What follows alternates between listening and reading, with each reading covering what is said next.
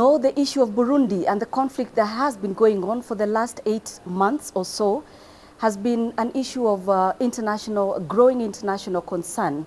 And with us today in studio, we are privileged to have Gervais Abayeho, the spokesman for the President of Burundi, President Pierre Nkurunziza. Thank you so much for coming. Thank you for having me today. Thank you so much, Gervais. Maybe I'd want to start with the current issues that are going on in Arusha, the Heads of State Summit, and the petition by the Burundi civil society for the East African Community Summit to critically include the issue of Burundi in the EAC Summit agenda. What's your take about that?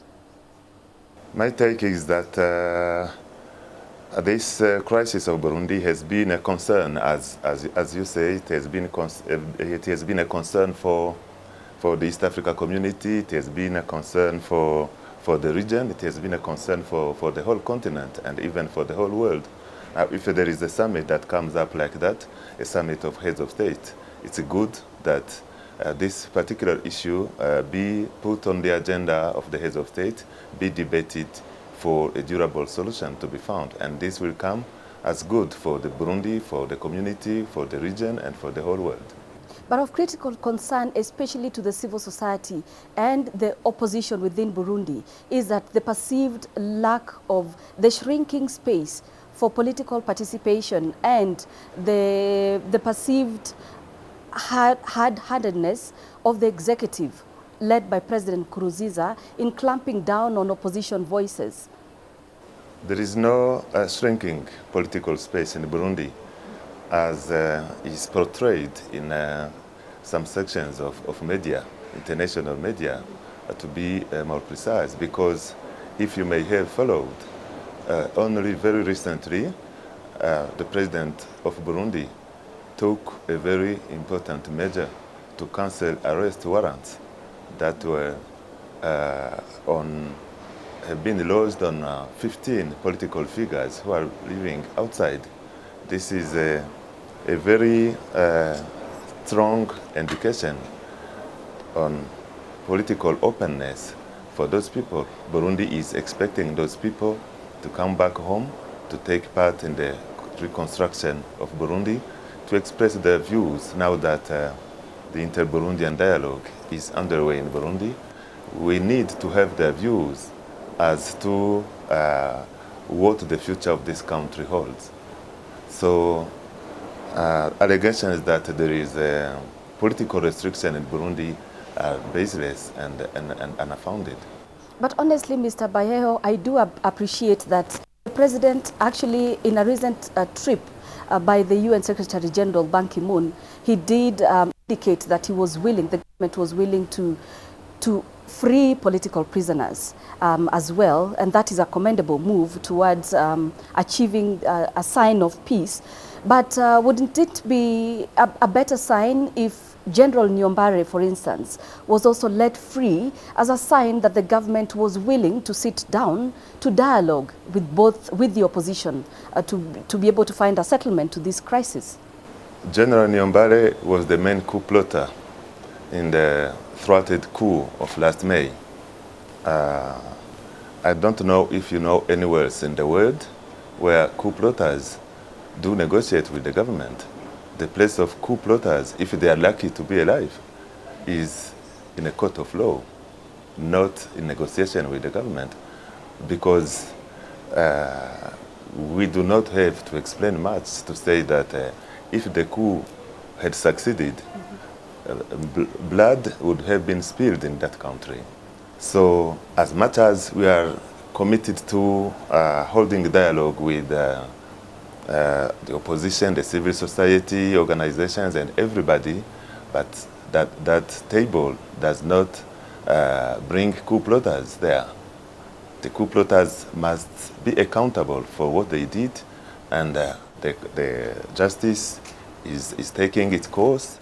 Tomorrow, after tomorrow, we will know what kind of verdict will be pronounced against those people.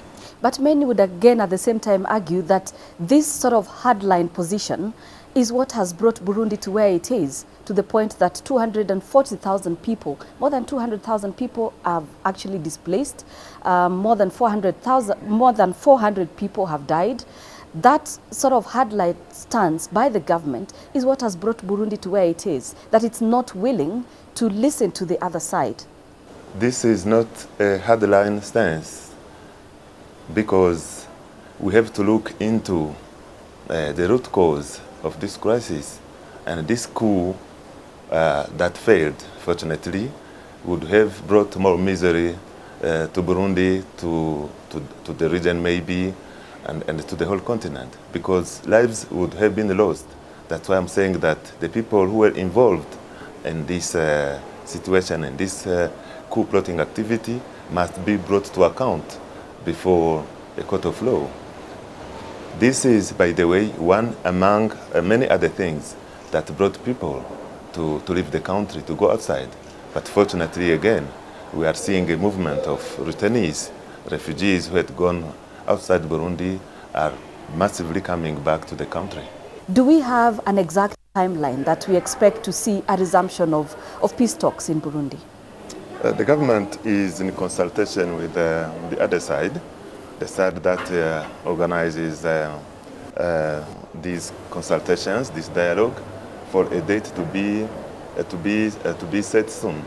But maybe if I could say a few words about the reason why the resumption of dialogue in Kampala on 28th December last year, that one was a false start, because as you may have followed, some sections of Burundians back home did raise their voice to say that the opposition was not correctly represented, the civil society was not correctly represented.